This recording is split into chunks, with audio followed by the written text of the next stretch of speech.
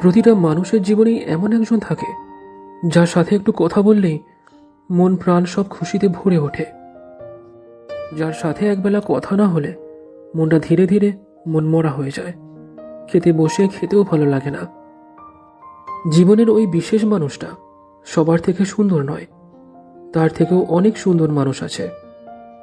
আর কারণ ওই মানুষটাকে প্রথমে ভালোবাসা দিয়েছি, নিজের স্নেহের অনুভূতির সাথে তাকে জুড়েছি, তারপর তাকে পছন্দ করেছি। হ্যাঁ, এটা সত্যি, আগে ভালোবাসার জন্ম হয়েছে, তারপর পছন্দ বলে জিনিসটা হয়েছে। তাই ওই মানুষটা আমার কাছে না এক সত্যিকারের বিশেষ মানুষ, যার গুরুত্ব আমার কাছে অনেকটা, যার মূল্য আমার কাছে অনেকটা। যদি কাউকে দেখে আগে পছন্দ হলে তারপর ভালোবাসবে, এমনটা ভেবে থাকো, তাহলে না ভালোবাসতে পারবে, না সারা জীবন পছন্দ করতে পারবে। কোনো মানুষ কখনো